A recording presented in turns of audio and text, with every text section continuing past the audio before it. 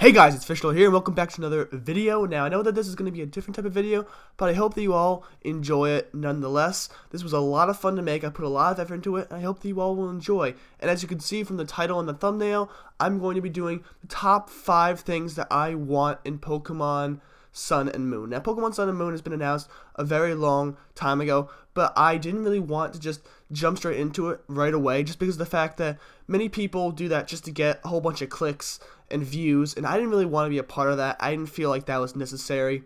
But now, since everyone's kind of cooled down, I feel like it'd be a great time to try and introduce the things that I want in Pokemon Sun and Moon. So now, let's just jump straight into it.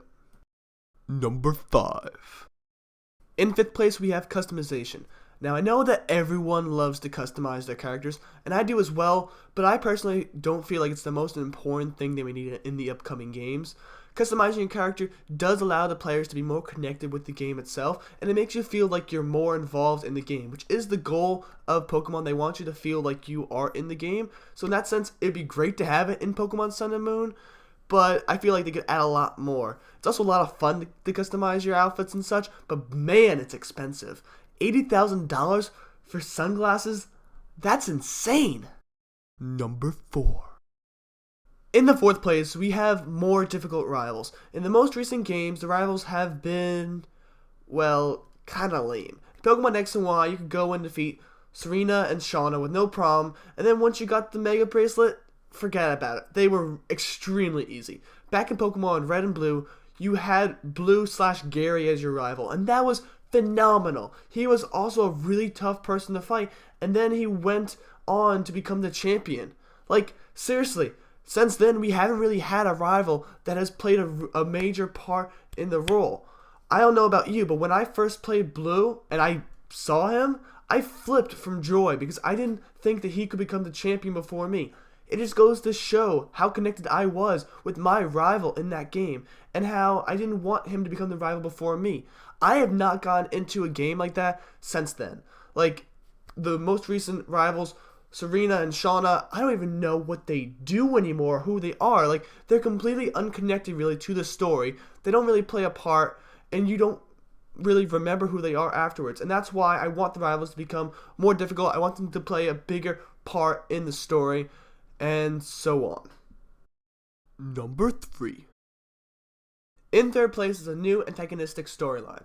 In all the Pokemon games, the evil team is always trying to conquer the world. I mean, all the teams could do so much more, like trying to make tons of money from the electricity that they stole in the power plant in Pokemon X and Y. All the players have come to expect it now, and it is, well, a little bit boring. If Game Freak went and changed the story to something like where an evil team tried to cause a war between Team Magma and Team Aqua, it would just add a more interesting spin to the games and would just simply make it more enjoyable to play, and it would make it a better experience for everyone. Number 2. In 2nd place, we have the connected regions. This is something that everyone has been asking since Pokemon Soul Silver came out. I remember playing it for the first time and realizing that there was more to the game than just simply beating the Elite Four. It added valuable gameplay and just made everyone jump with joy with all the memories that they had in the Kanto region. Game Freak never made a remake of Gen 1, besides Fire Red, but just simply added it into Gen 2, and it made everyone think back to the game, and in my opinion, made it more enjoyable than just simply having a remake of the game, since the story in it was a little different.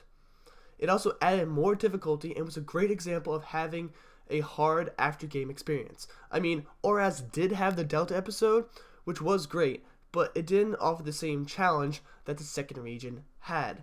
Now, I do know that most of Game Freak's audience is younger children, so that's the reason why they might not do it, but even when I was younger, I enjoyed the challenge and I hated games that were too easy. It would be awesome to see Game Freak connect Pokemon Sun and Moon back to the Kalos region, since there is still so much mystery surrounding it, and there's still much that we can find out about it. Number 1. The one thing that I really want Game Freak to add to Pokemon Sun and Moon is the function of Nuzlockes. I was first introduced to this in Pokemon Insurgence, and I got to say that it is awesome.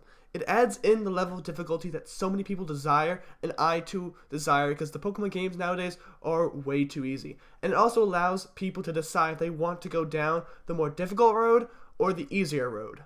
Now, I know that Game Freak can't add in certain types of Nuzlockes like the randomizer Nuzlocke, since then people would be walking around with a team full of legendaries, but just having the function of the Nuzlocke forces people to follow the rules and gets more connected to their Pokemon, which is the whole point of a Nuzlocke. Game Freak could also add in different types of Nuzlockes, like a Blind Lock, for example, and that could be a DLC that people would buy. I mean, I would definitely buy the DLC, and I'm not a huge fan of DLCs.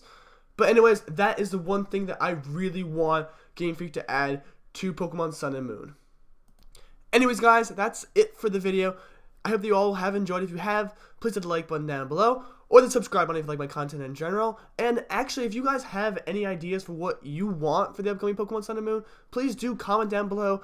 And if you have some friends who have suggestions as well, please do send them this video and then have them comment down below, because I am really curious to see what other people want in Pokemon Sun and Moon, because they could differ a lot from what I have, or they could be basically the exact same. But anyways, I hope that you all have enjoyed, and I will see you all next time.